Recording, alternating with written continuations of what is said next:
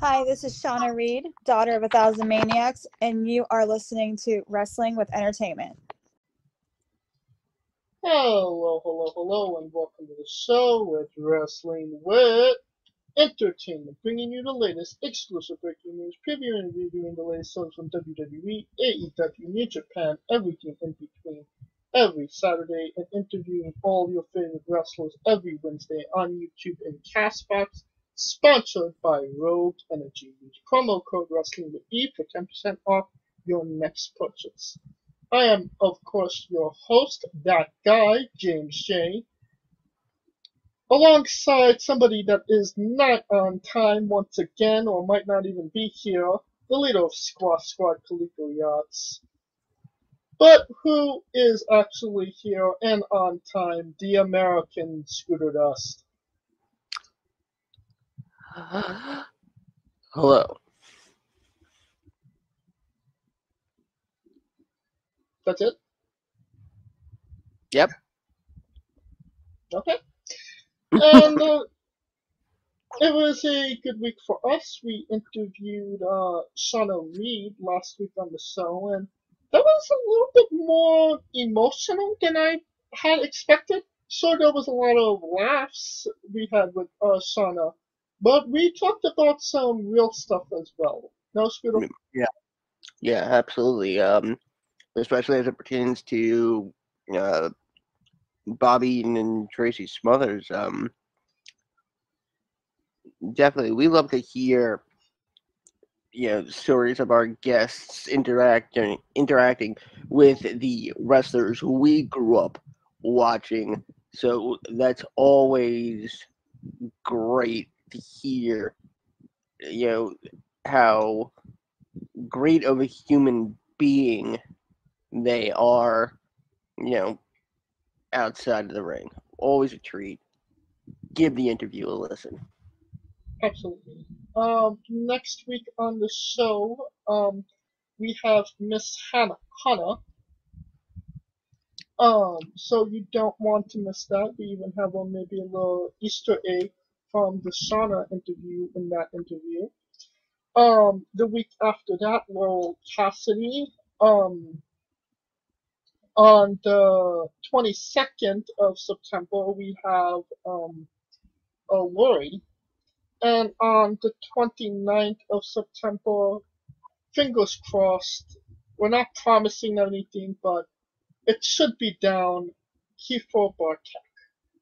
So all of September already down on Wrestling with Entertainment. Haven't had this in quite some time. Give all of those interviews a listen when they drop. Now that we're done putting ourselves over, it's not a great day for wrestling, not a great day for mental health either.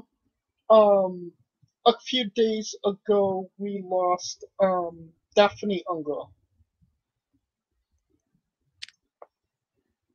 And it was apparently a suicide. Still kind of waiting on what it may Uh, we do have uh, an official cause. Yes, it is suicide, and it is unfortunately uh, reported to be a gunshot.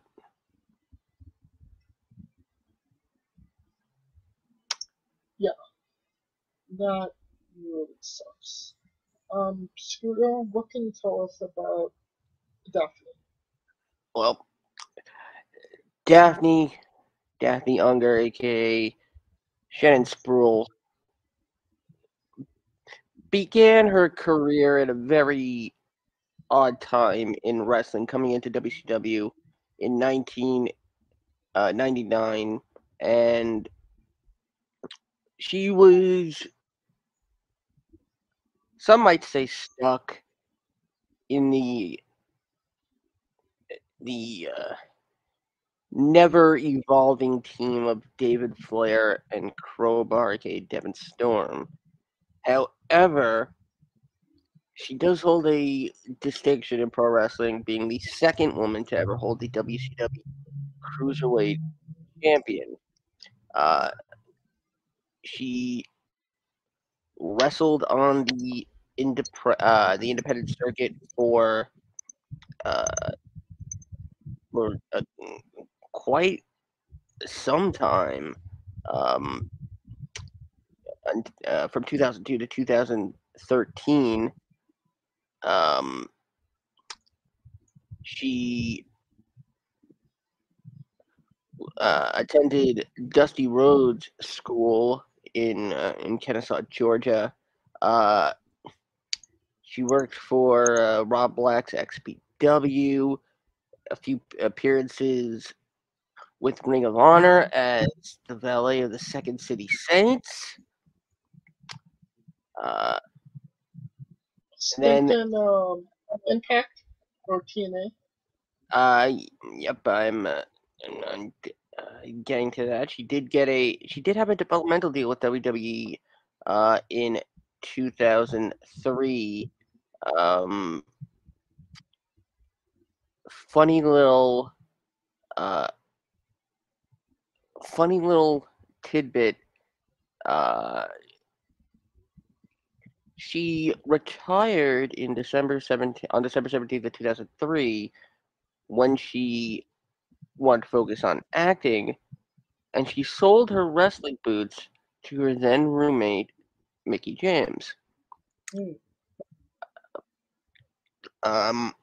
Would compete again all over the independent circuit, mostly in the South.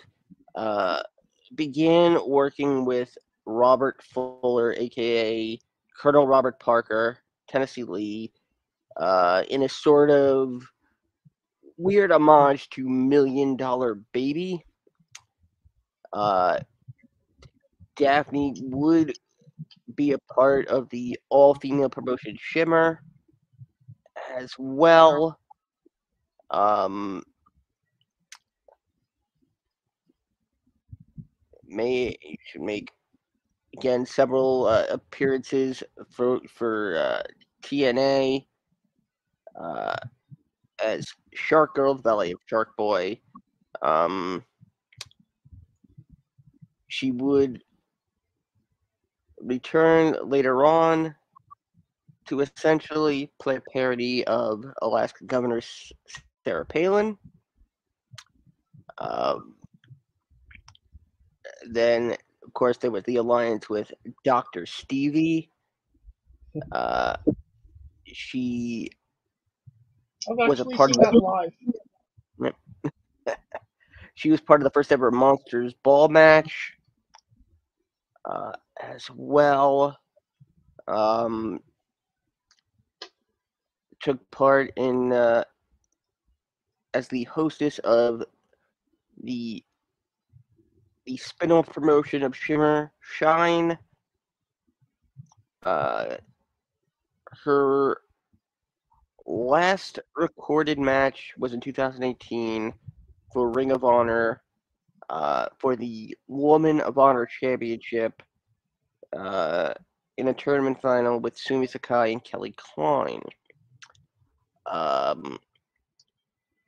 She was married to Fozzy guitarist Rick Ward.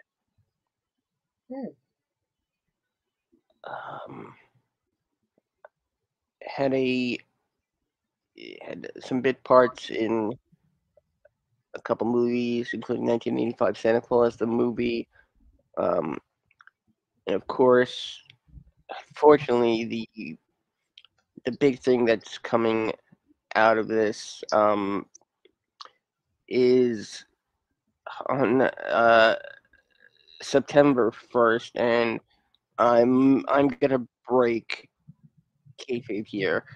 Um, 2 days ago, as of this recording, uh, she appeared on Instagram Live reading what appeared to be alive suicide note, holding a pistol, and requested that her brain be donated for chronic traumatic encephalopathy testing. This prompted fans alike to show support for Daffney and immediately try to get the law enforcement to her in time. Unfortunately, they were unfortunately just too late, and her passing is felt throughout the entire wrestling world, with many superstars using the hashtag mental health matters and mental health awareness, and of course posting the suicide hotline number, reminding you that there is help. There is someone to speak to, even if it's, for the, oddest of things, there is help. 800-273-8255. You will find that in many, many tweets regarding Daphne's passing, Mick Foley, Chris Jericho, Lexi Fife, and a number of others. This just proves that we need to crack down on giving the help to those who need it. And I think I'm gonna stop here so I can regain my composure. But Yeah. So I hold on. I just gotta say one more thing to the asshole who is keeping up her Instagram video on Twitter, thinking keeping it up there is going to save a life. You are a disgusting human being. And now I'm done. now, we've talked a lot of our guests that we interviewed. We've talked about mental health before. Just this past week, Summer week, we talked about, how it could be taxing on, somebody in this profession. Yep. Most notably, our interview with Alex King, where came, he almost maybe came succumb to the same things that Daphne was suffering from. Like you said, there's help. You can find help. Whether it's a family member, a friend, just even a stranger could give you help. You just gave out the number. If you need it, it's absolutely there for you as well. And I think as a reminder, I think you'll find the number in the description of this episode. Yes, we could do that. And obviously our thoughts and prayers are with Daphne's family.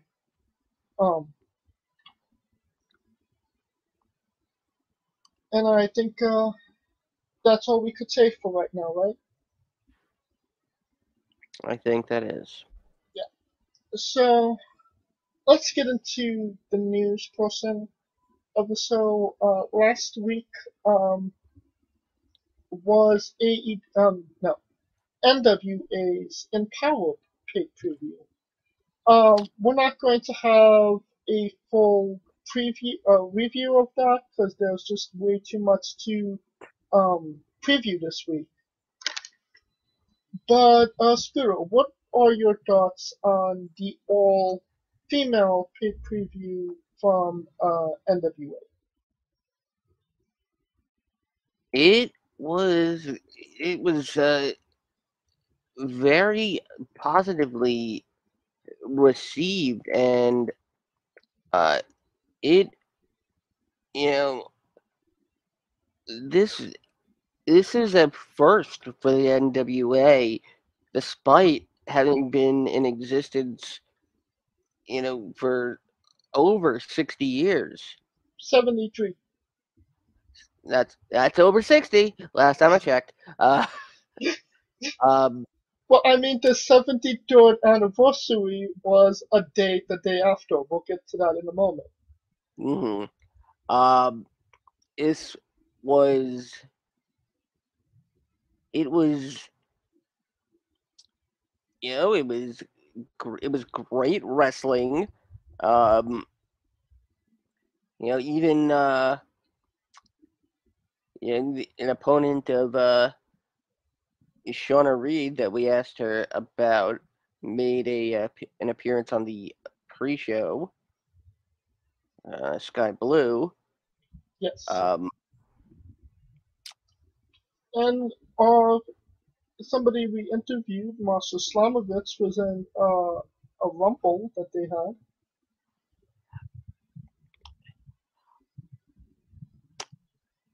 yes. Along with with along with Debbie Malenko. I didn't know there was a female wrestler named Malenko. Yeah, I'm pretty sure they she is Dean's Dean and Joe's uh, Daughter? sister, actually, or at least it was a storyline. Uh, I don't believe they are actually Related. related, but it was almost she and she is at the very young age of 50. Uh, her, I believe her last match before this was sparing some 2017. Uh, Funny enough, the National Wrestling Alliance was supposed to produce a women's pay-per-view event in 1999, and Debbie was supposed to be the center of that. That unfortunately didn't pan out. But again, this show was it was great top to bottom, and I really hope to see more. One of the maybe more newsworthy things that came out of this show was that Awesome Kong formally retired, saving longtime rival Gail Kim. Um, you know, Awesome Kong, one of the greats, even had the pleasure of seeing her live wrestle. Um, it seemed like everything after that TNA run was kinda not meant to be. Um, so what do you think about Awesome Kong finally retiring? Well, uh, you know, in wrestling, retirement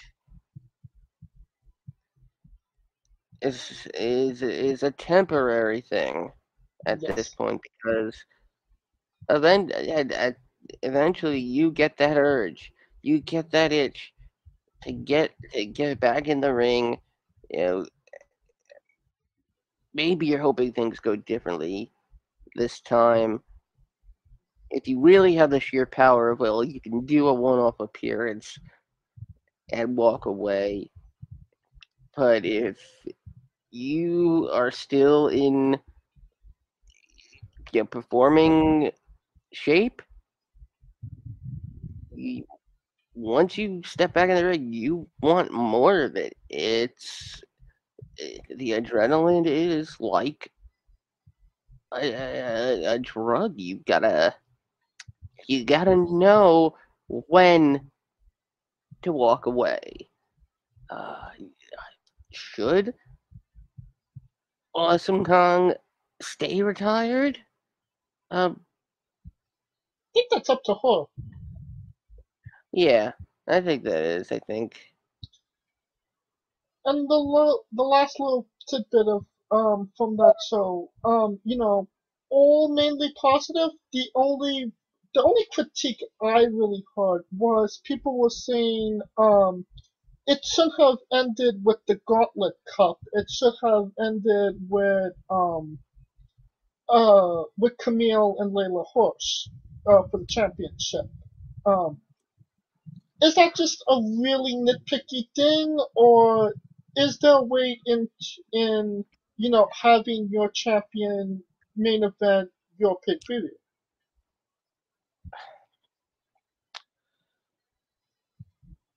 I think they want. I think it was more about the history making aspect of it than it was really the structure of who's at the top of the card, who's in the main event. Um, they, I can see why they wanted to put the gauntlet at the end. Essentially, the gauntlet is a tribute to NWA women's wrestling over the years. Um, and it's a very, very touching thing. Um, but yeah, I agree. The championship match should have gone on last. The other thing I'd say is I I don't know how competent the NWA was, but some of these performers could go 20 minutes easily. Oh yeah, And aside from the gauntlet match, no match went longer than 15 minutes. I think that's more on the lines of trying to get everybody on the card. Uh, there was a lot of goals, and a lot of them even wrestled more than once. So I kind of understand that.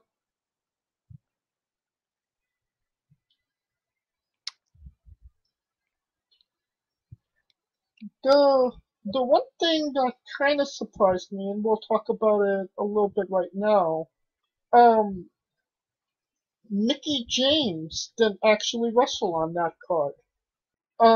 But she did, however, wrestle at NWA 73, the 73rd anniversary of NWA.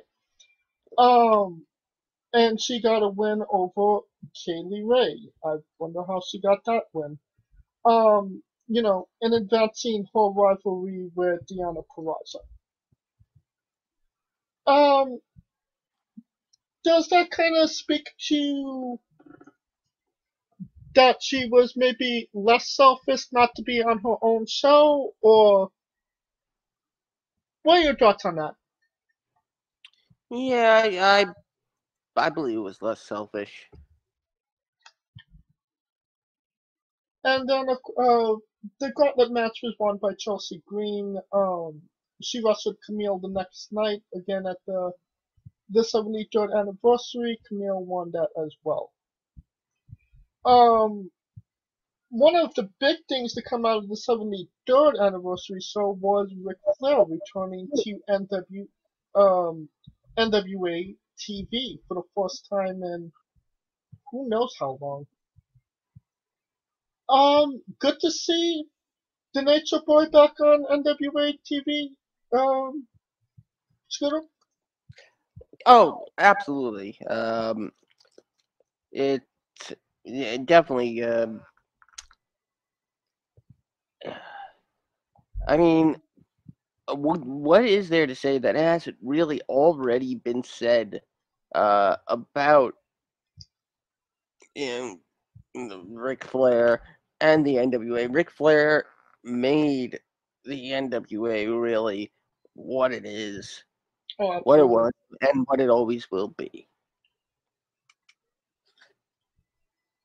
And of course, the show was headlined by Nick Aldis defending the championship against Trevor Murdoch, championship versus career match. Trevor Murdoch is your new NWA champion. I know that at some point they have to get the title off Aldis. He was going to be the longest reigning. I think he already is the longest reigning NWA champion in quite some time. But was Murdoch the right guy to do it? Yes, Elaborate. Murdoch is someone who WWE saw no potential in, or very little potential, and and they're the ones who stuck him with essentially what is the perfect gimmick for the NWA. Um, and since his time at WWE, Murdoch has only gotten better, Oh yeah. and Murdoch he really he really evokes that spirit of what the NWA represents. The fact that you don't need to have a six pack. You don't have to be you're watching your weight.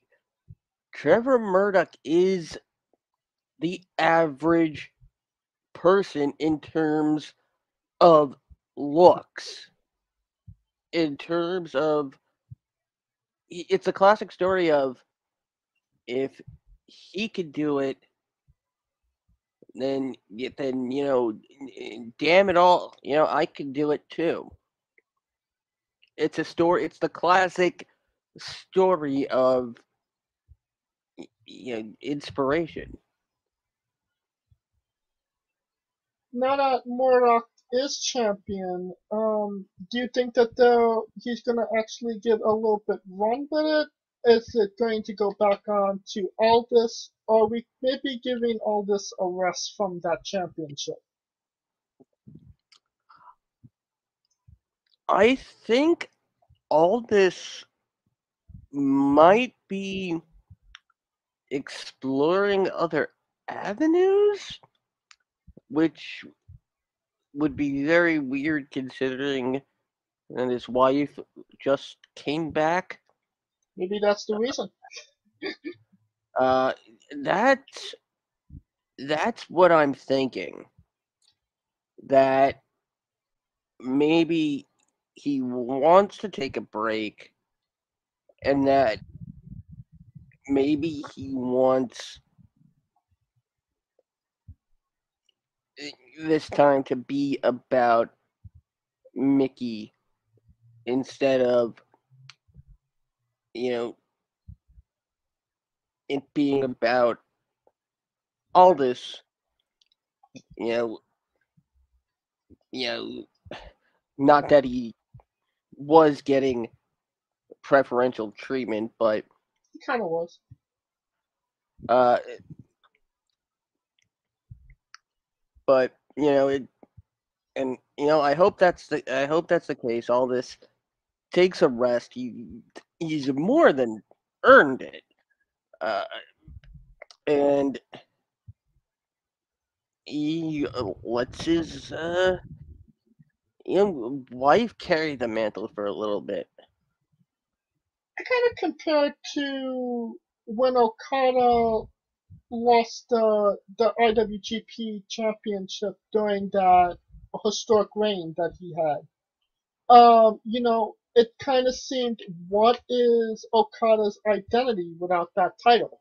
So I would like to see who Nick Aldis is without that NWA Championship, and kind of see if he could maybe reinvent himself, so to speak. I'm curious to see what comes up next for him. The return of Magnus. That would suck. Um,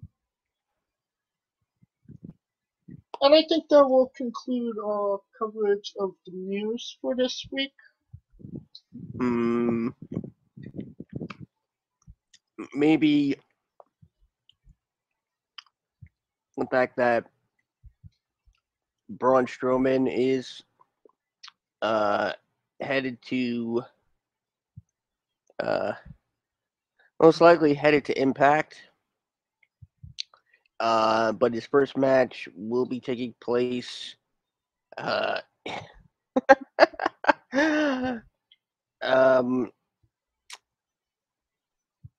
God against EC3 at Free the Narrative. That, and apparently Strowman is traveling to, and I can't believe I'm saying this, Qatar. He bought a guitar? No, the country, Qatar, to compete at Qatar Pro Wrestling Super Slam 3 in February of 2022. I thought he just gave up wrestling to be a musician. Damn. But Scott D'Amore has stated during a Twitch stream that Impact is on the road to Braun for glory. So, Strowman to Impact. I don't know if that's... No, yeah, that sounds right about him.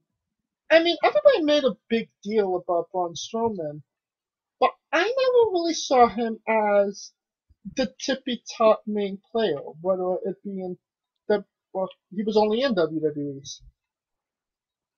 So, and I just found it hilarious that when he did the documentary, he was like, the last time I wrestle is the last time I stay in this company in WWE. And now because he wouldn't wrestle anywhere else for anybody else but Vince McMahon.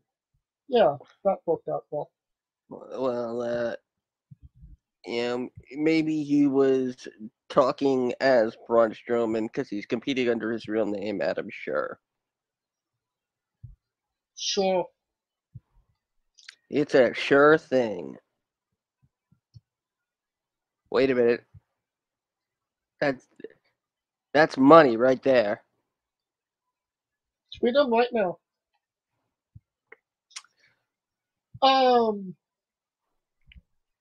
Yeah, that we'll see where that goes. Yeah. The Miz to compete on Dancing with the Stars. That should be fun.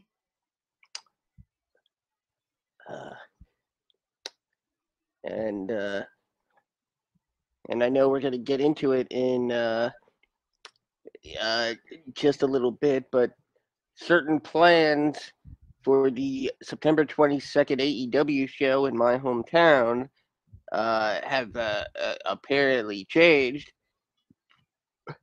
and it was one of the main reasons I was gonna go. A certain American mythical fire-breathing person who was supposed to show up, and he goes, maybe, maybe will be happening at the event we are about to preview.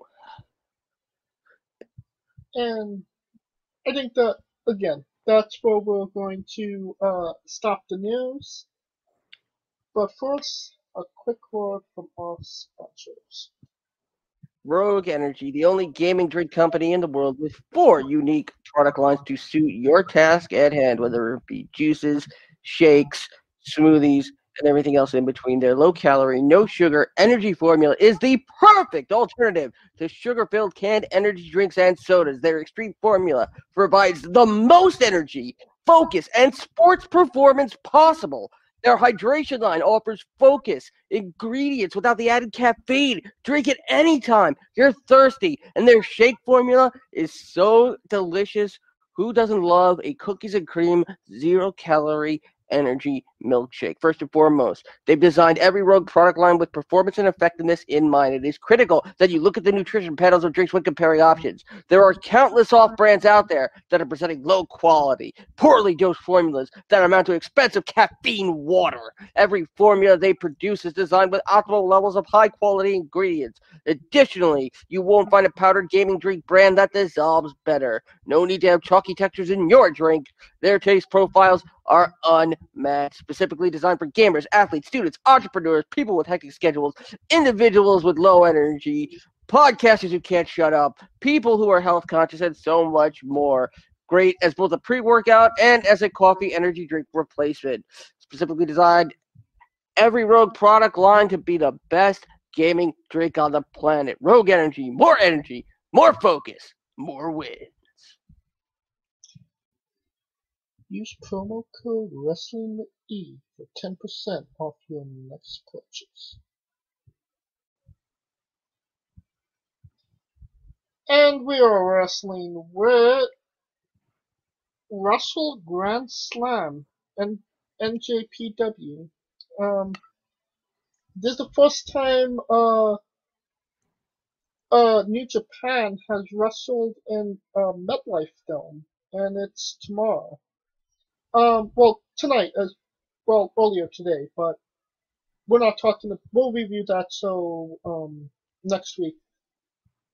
That's headlined by Tanahashi versus Kota Ibushi for the United States Championship. But night 2, let's get into it. The first match on the card, Tomohiro Ishii and Kajutsuka Okada versus Great-O-Khan and Jeff Cobb. Okada and Cobb will be wrestling the first night in a singles match. Scotty, what's your thoughts on having your blow-off match, but then having them wrestle literally the next night in a tag match? It kind of takes the luster off to a degree, even though it's not another singles match. That says to me that maybe the first night gets a little bit screwy, and the second night it ends up being the blow off. But if not, I would say that's more of it's more about Ishii and Great-O-Khan then. Well, I would imagine one of them is actually taking the fall. Oh, I mean, with Jeff Cobb, you never know. So, So Okada and Ishii. yeah, yep. Second match, IWGP Junior Heavyweight Tag Team Championship match. Yoshinobu Kanemaru and El Desperado versus El Phantasmo and Taichi Ishimori. Who wins, Scooter? Well, first of all, you gotta call Ishimori and Phantasmo by their team name. They are Bullet Club's cutest tag team. But yeah, Desperado and Kanemaru after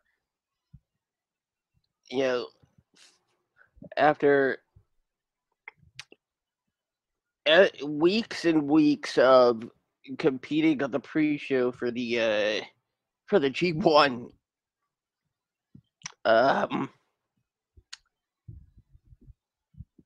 It's good to see them in this, but yeah, the champions retain. You know, I'd like to hope that Phantasmo and Ishimori win because these junior tag team belts have been kind of hot potatoing between them, Suzuki-gun, obviously Desperado, Kanemaru, Roppongi 3K, who isn't a thing anymore. We'll talk about that another time. But there's really no other tag teams in the junior heavyweight division.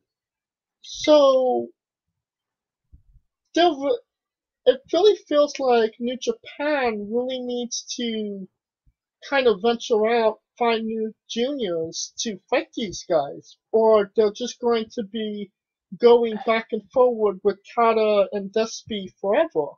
No? I think we're leading towards a complete retiring of the belts.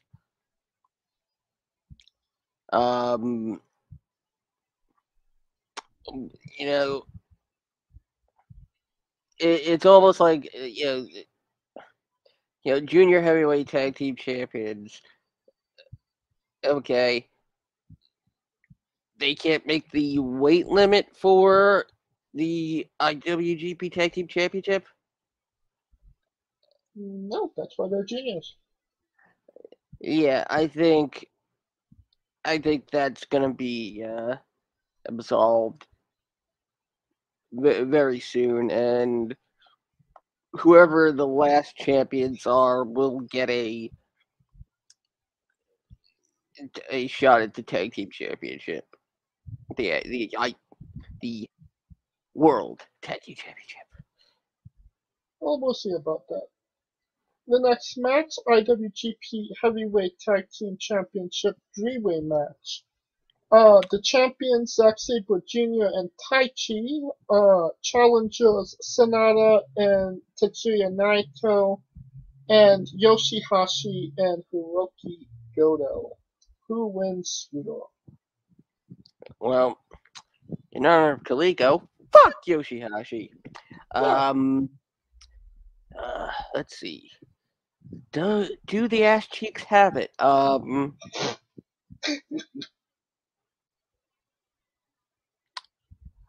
mean, they've been clutching tight. I mean, I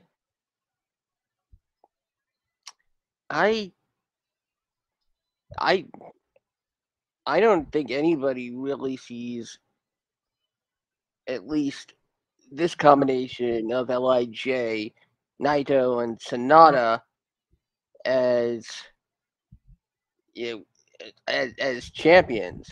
They were already Um, champions. They beat Taichi and Zack Sabre, and then they did the same. The job to them the next event. exactly in 1 month. So that says to me, Naito and Sonata are willing to put in the work that others might not. That being said, I think this is gonna be a night for chaos. I think Goto and Yoshihashi are coming out with this. If Kaliko was here, he would slap you right now, and you know it. I mean, one would assume that if Okada and Ishii, win at the start of the night, they're going to be the next team to challenge for the tag titles. So, by that logic alone, you probably can't say that Chaos won't win.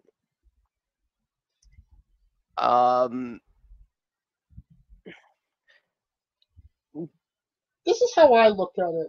Yoshihashi's already never six-weight champion. And Yoshihashi is on the team. So odds are they're not winning.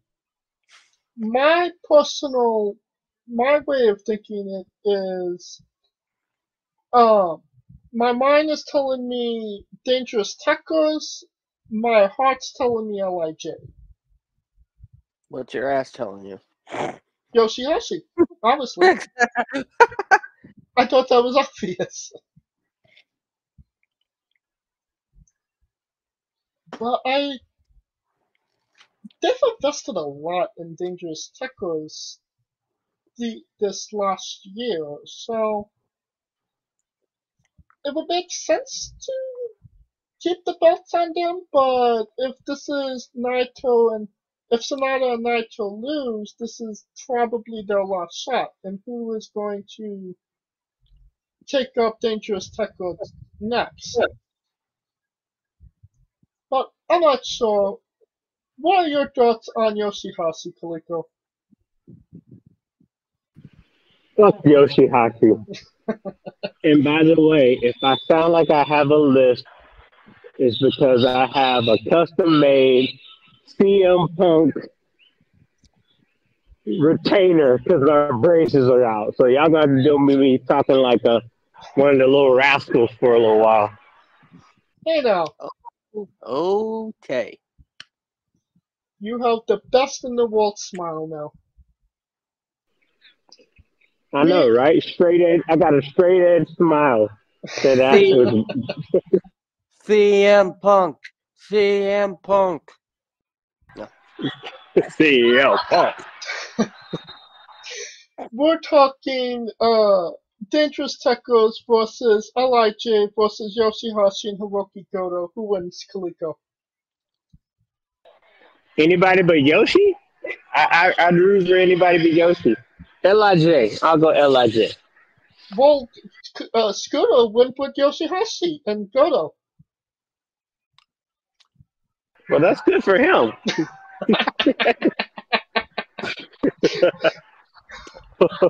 Only based on if Okada and Ishii win, that maybe there's going to be some dissension among Chaos. But yeah, more than likely, Checkers retain. So Next match, IWGP Junior Heavyweight Championship match. Robbie Eagles, the 90th champion, defense against Hiromu Takahashi. Kaliko, do we even need to talk about this?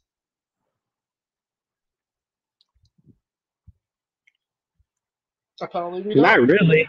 Okay. No, we don't. My silence says it all. Scooter, you want to say something? Rubber baby buggy bumpers? Yeah. Takahashi for the win. I think this is basically leading the lamb to slaughter. You mean the eagle to slaughter? That's illegal in America. Not if it's an accident. And that brings us to our last match, the main event, the IWGP World Heavyweight Championship match, Shingo Takagi versus Evil. Who wins, Kaliko? Shingo, right? Because he's the only person that beat the curse so far. Well, I mean, Shingo had a bit of a run of bad luck as of late. He tested positive for COVID. I mean, he didn't have to give the belt up. True. But what say you, Scooter? Well, first of all, how do you take your dick? You take your dick to go. That being said, well, you might as well just rename Takagi Good. Because there's no way evil is triumphing. I mean, he could get a win on Yano. So how is he getting a W on Takagi? No, I said evil isn't going to triumph. Yeah, that's what I'm saying. Yeah. And New Japan, in the realm of New Japan, wins and losses do actually make sense. And I think a lot of people would be scratching their heads if he did actually win this. So, Takagi. Yeah. Yep. And that will conclude our coverage of NJPW Wrestle Grand Slam. We might have a review next week on the show, depending on what happens in the week of wrestling. And we are wrestling with AEW All Out Dream. It's tomorrow. And this is their third All Out event. Technically fourth if you want to count All In. And it might be the biggest one yet. Just looking from this, we're going to cover all the matches, but looking from the outside in, how do you view this paid preview, Scooter? Well, this is going to be the pay-per-view that I think really cements how AEW can be seen as finally be seen as competition by the WWE. It's going to take everything for AEW to not screw this up.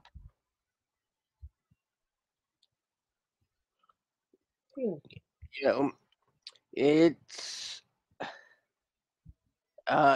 and considering that a lot of New York AEW fans are probably going to be very pissed off if they go ahead and bring in Bryan Danielson. And how much of that overshadows Punk? Or does it even overshadow Punk at all? I don't think it does at this point. And we'll talk about that in one moment. Same question to you, Kaliko. Oh man, honestly, this is probably their most important pay-per-view ever. I mean, this is more important than their first pay-per-view because this is the first pay-per-view where they actually have a mini buzz in the wrestling community and in mainstream. So they're going to have to do something and make it worth the while. The question is what's going to happen after the Punk match, because Is everybody going to tune out for the Punk match? Or they have to do something to keep them intrigued after that match? The placement of the Punk match is more important to me than anything. Well, let's start with the Daniel Bryan rumor, or Bryan Danielson. Yeah. You just said, Scooter, that a lot of people might be pissed off in the New York area. And that it might overshadow the CM Punk debut. But doesn't AEW need to load this show with both barrels, so there's something for everybody to kind of tune into? That's the thing, is you've got the biggest name. You literally have the biggest name. And it's been 3 weeks. They really have to ride the CM Punk momentum as long as they can. Because the moment Daniel Bryan shows up, it's gonna cut in to, it's gonna be dueling CM Punk versus Yes Chance. And eventually fans will pick up on, or rather, I'm sorry, they will get, it'll start to get to the point of annoying that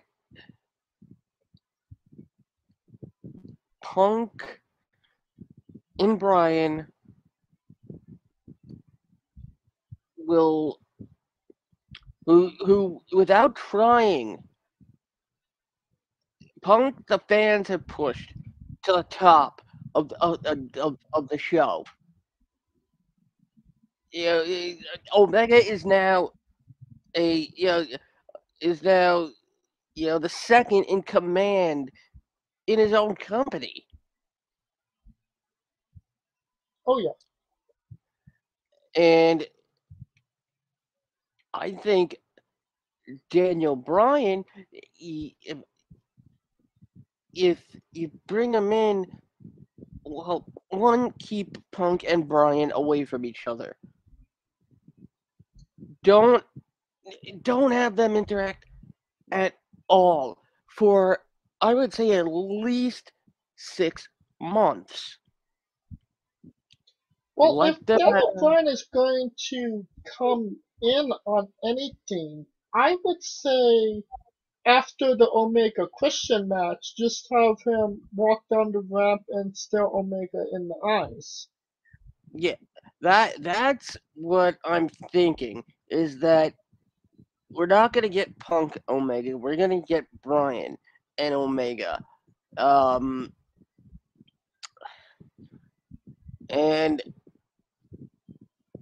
well, this is what I was gonna get at was Daniel Bryan he hasn't had a match in maybe 6 months. We know what Daniel Bryan could do and what he's capable of in 2021.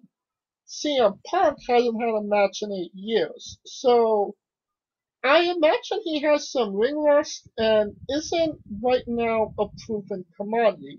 So to go with Daniel Bryan and Omega right now, I would say that's more of a short thing than Omega Punk. No? Yes, I would absolutely say that. But then again, there's more backlash.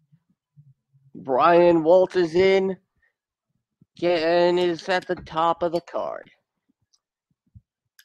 So, again, it's gonna take it's going to take a lot for AEW to pull this off successfully and without any backlash. Oh yeah. Now, let's get into it. The first match out, the 21-woman casino battle royal. Who wins, Kaliko?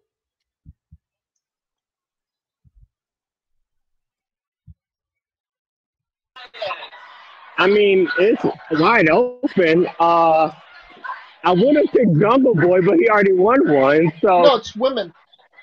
Female. oh, it's the women's, females. Ooh, it's got to be somebody that comes from the bottom, right? Like Well, Anna J. I'm gonna pick Anna J if she's in it. well, there is one woman TBD. That would be Ruby Soho.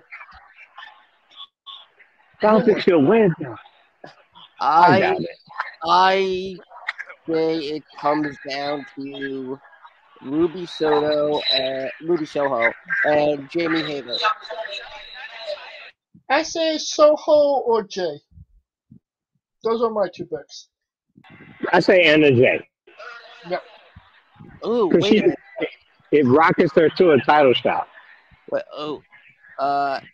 wait a minute. Abaddon's in the match. Yeah, they're not giving that to her. Abaddon would have been better if old girl was still the champ. I forgot her damn name. Nyla Rose. Sheeta. Sheeta. If Sheeta was the champ, Abaddon. That would have made sense. Because they were going somewhere with the whole. He was scared of her game. But then they just had Obito, so it just went there for that. Now, the next match, and I really feel like this is an underrated match, and that people really should be looking at it. Paul White versus QT Marshall. I mean, Big Show is still a big name in the wrestling business, and I'm honestly excited to see this match. But what say you, Kaliko?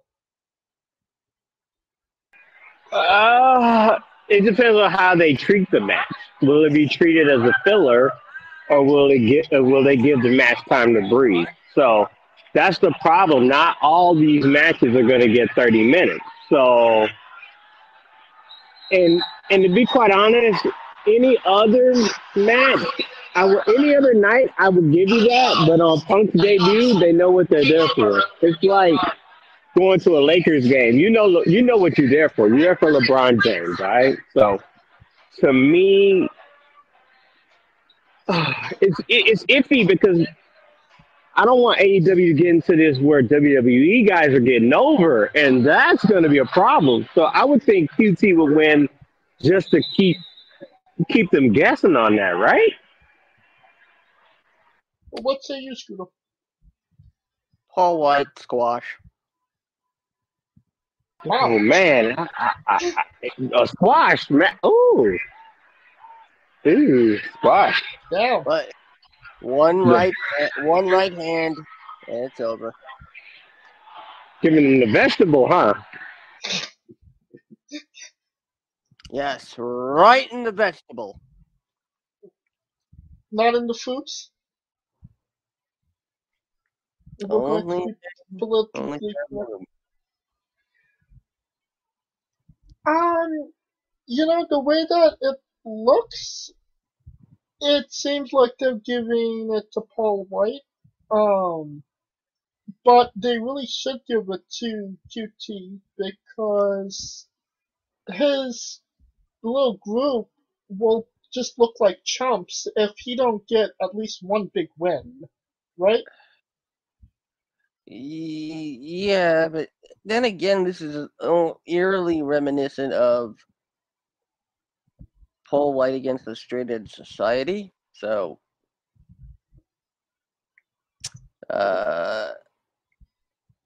so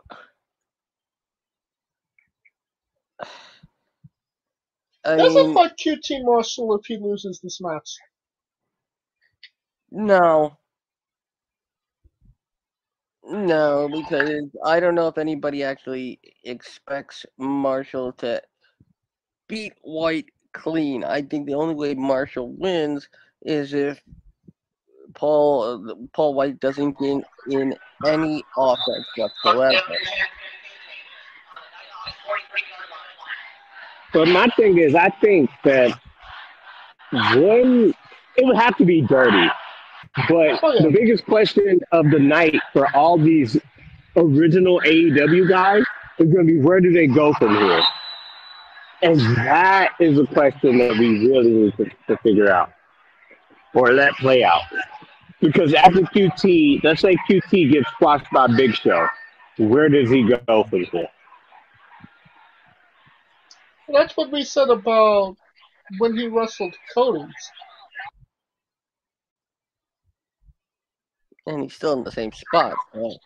Yeah, that's my point. Like, it's like, is he in the same spot because they see nothing in him, or is he in the same spot because they got too many people to feed at the top? See, that's the question. That's a big question. See, and the fact that the QT Marshall is essentially, a mentor in this case. It's not some young superstar hungry for a win. It's two old guys who might actually suck so much oxygen out of the ring the first 5 rows may pass out.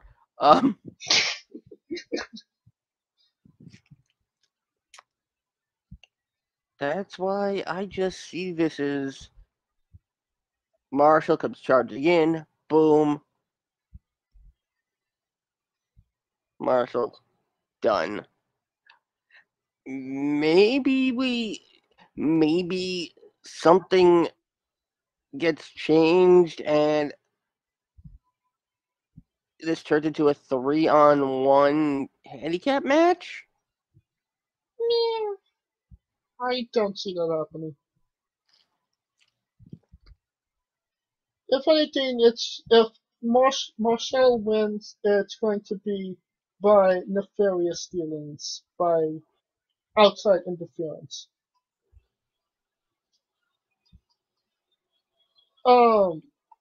That brings us to our next match: John Maxley versus Satoshi Kojima. Talk about a squash match.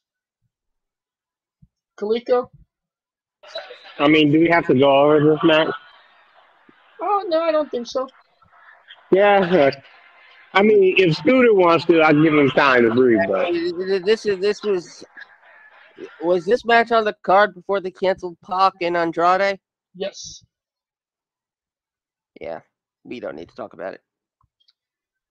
AEW TNT Championship match: Miro versus Eddie Kingston. Who wins? Kaliko. Miro, next. Scooter. Miro, with the help of his new valet, Anal.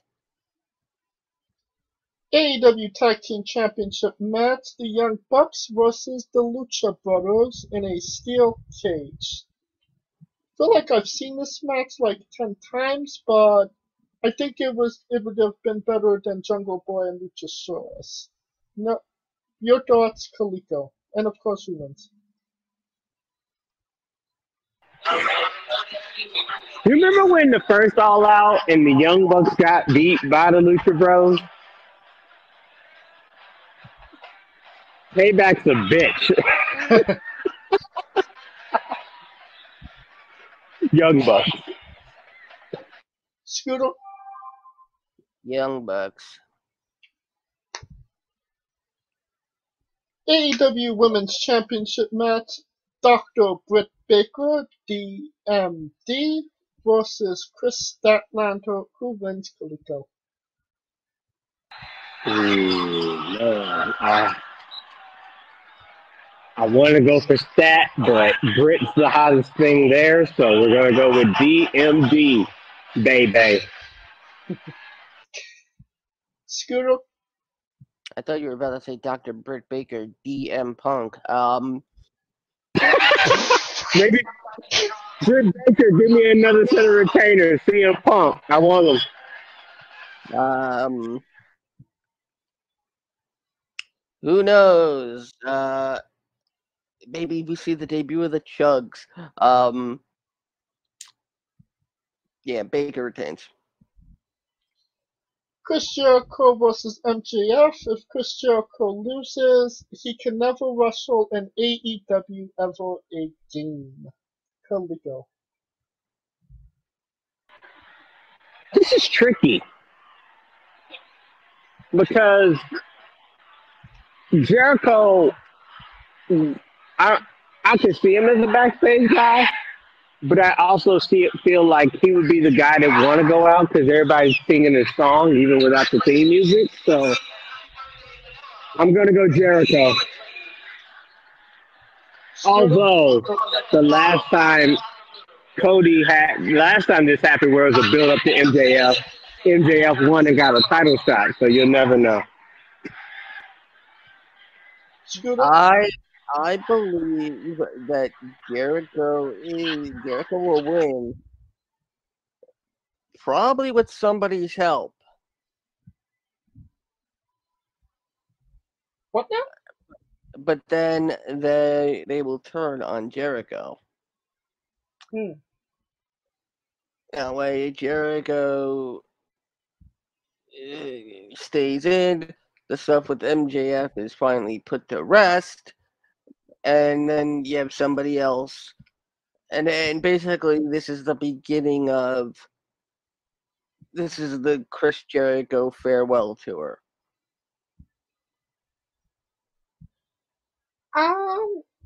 Although there wouldn't be more. If MJF already got heat, think of him being the person that retired Jericho. Woo, man. Talk about nuclear. I feel it's more cut and dry than that. I feel that, MJF has beaten Jericho 3 times now. Jericho's not retiring. Jericho is not that guy that just retires and goes into the good night. He's going to wrestle until they tell him he can't wrestle anymore. Or until he falls off the boat on his cruise. Whichever comes first. So, yeah, Jericho. There's another match on this card that is not here, but it's Jungle Boy Luchasaurus. They're teaming with somebody against Matt Hardy, Private Party. I thought that match was taken off as well. No, that was No, I know Pac and Andrade was taken off. Yeah. I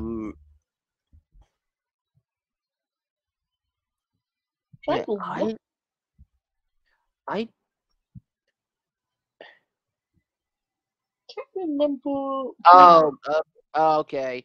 It's Orange Cassidy, Chuck Taylor, Wheeler Yuta, and Jurassic Express versus Matt Hardy, Private Party, Jack Evans, and Angelico.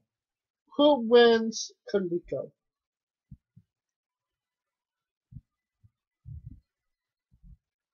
Oh wait, but that's moved to the pre-show. Okay, got moved to the pre-show? Yeah. So that means it would have to be the Jungle Boy, whoever they team up with, right? Because you got to start them off happy. Yeah, best friends. And that would, it's best friends and Jungle Boy and them. Okay, so yeah, they would start it off, right? Like, so you got to start them off happy. I mean, honestly, it's like, what has Private Party done since they teamed with Matt Hardy?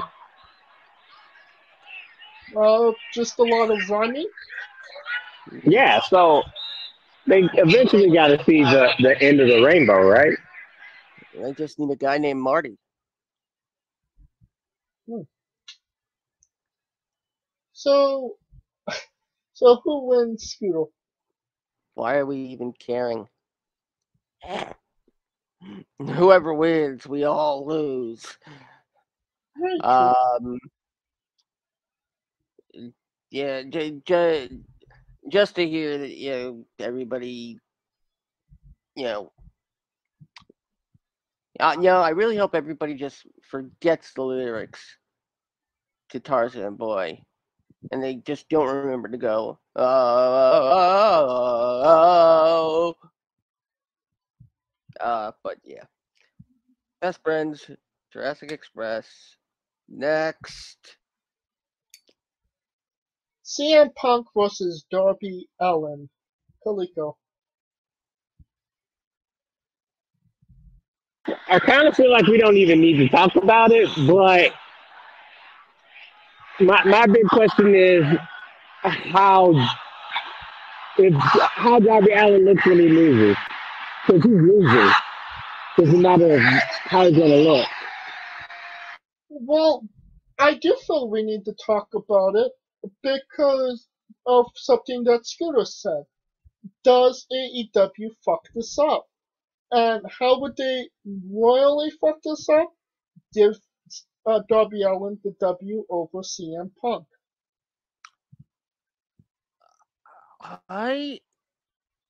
That's not how I think they could fuck it up.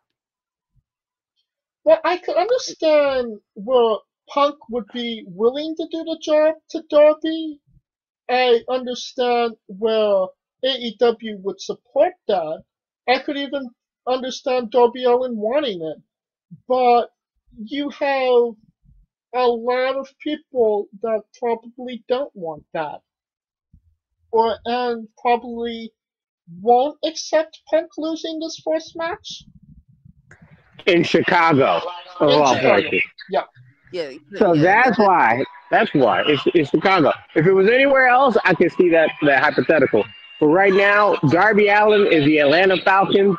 CM Punk is the New Orleans Saints in the first game back at the Dome. It's a wrap. It's sacrificial lamb, homie. Like I can't see it any other way.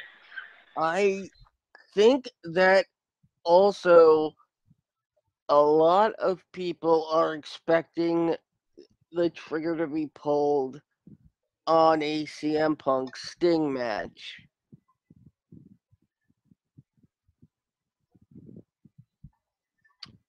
What are your thoughts on Darby turning heel in this match?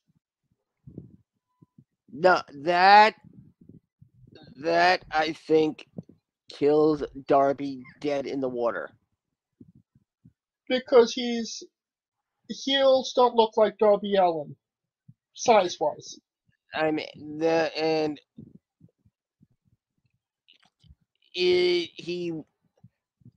nobody would care if he turned heel after losing to Punk in Chicago.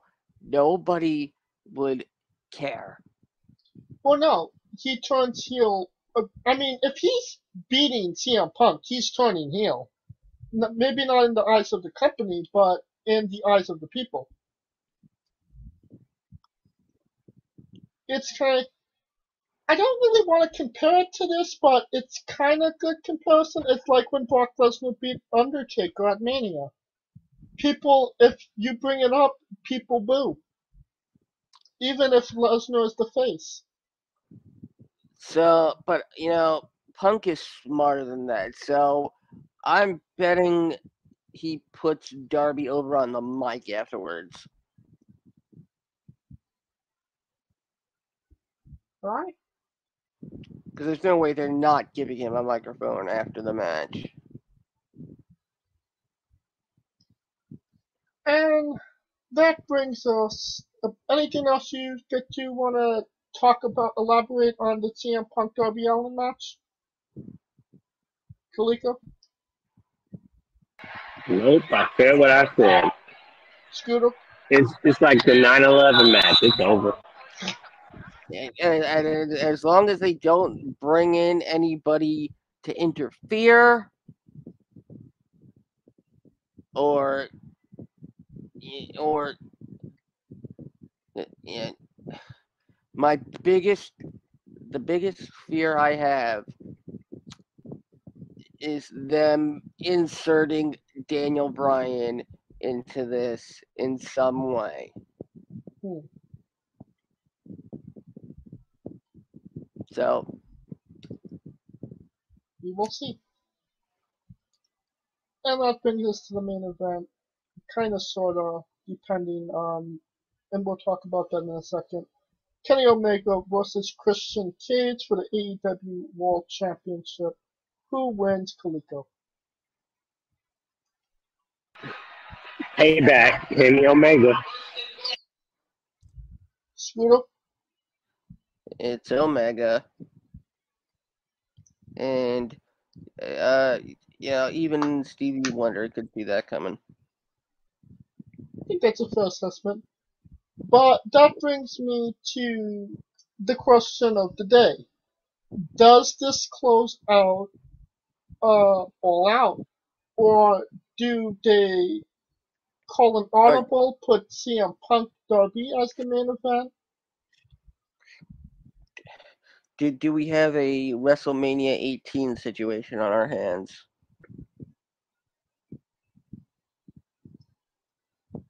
Correct. And, they did it for, I believe, Double or Nothing with the Stadium Stampede / Moxley versus Brody Lee match. So they're not out of the realm of not doing that. And people want to see CM Punk Allen a lot more than they want to see a match that they saw on live TV maybe 3 weeks ago.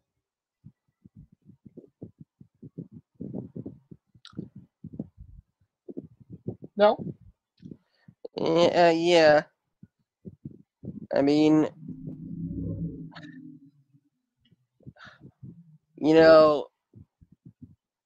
I could even see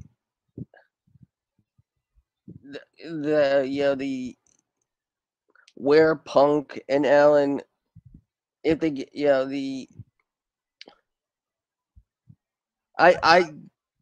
know what, I could see this changing on the day of the show storyline wise, and Omega gets pissed off because he's now second fiddle in his own company.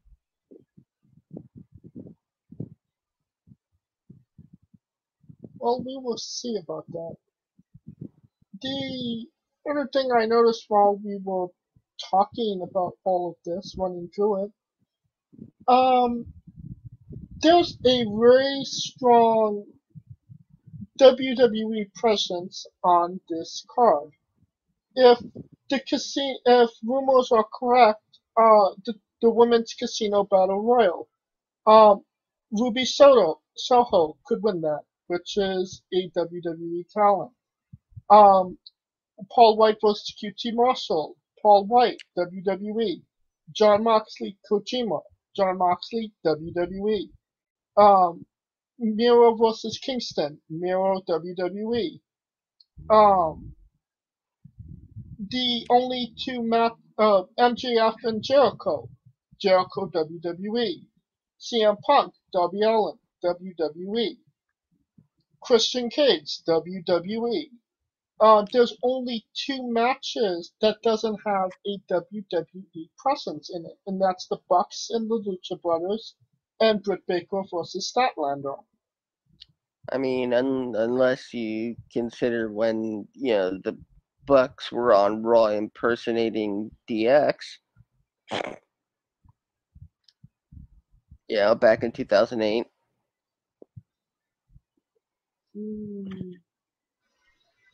Were they? I don't. Yeah, they were the two impersonators. Oh, Wait a minute. Hold on. CM Punk's about to kick the crap out of Ever-Rise. I mean 2.0. same difference. Well,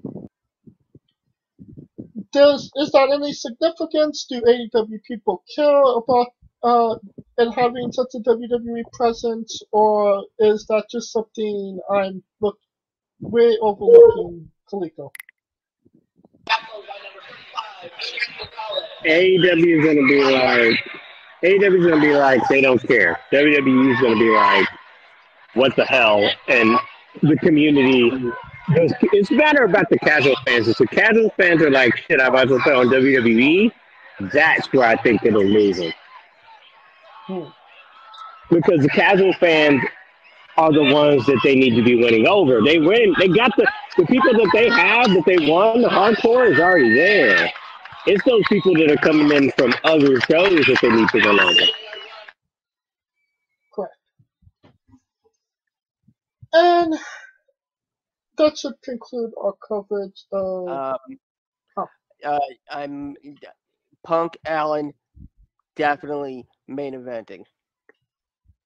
Has to, right? But then wouldn't that go against the rule of what WWE did when CM Punk was champion and John Cena was? See, that's where it's like you can't be shitting on people and you do the same thing. That's the problem. Did they? Was it formally announced or just? Watching the final few minutes of Rampage, Punk Allen main eventing. I would bet my soul. Alright, we'll get that in writing. No, you won't. Yes. You gotta get it in blood. Called the notary and the priest. That'll conclude our coverage of AEW All Out 3, the CM Punk edition. We will have a full review of that show next week on the show. It should be interesting. Until then, join us this Wednesday as we interview Miss Hana. And follow us. Give us a like, subscribe, comment, both on YouTube and Castbox. Of course, this episode and all episodes are sponsored by Rogue Energy. Use promo code WrestlingWithE for 10% off your next purchase. And follow us on social media at WrestlingWithE, but on Twitter and Instagram. And follow us individually as well. I am at JamesJ993. Where can they find Kaliko? Hopefully it's not weird if I post a picture of my retainer at I am Kaliko. And Scooter Dust. You can find me on Twitter at ScooterJust, hosting the remix in 2 some odd weeks' time for Extreme Rules along with James. And of course, on the Smoking Dragons Twitch channel, twitch.tv/SmokingDragons. For Kaliko Yacht, Scooter Dust, I'm James J, and this has been Wrestling with Entertainment. Hey folks, this is the Colossal Mike Law, and you are listening to Wrestling with Entertainment. Enjoy the show, support these guys. We appreciate it very much. We'll see you at ringside.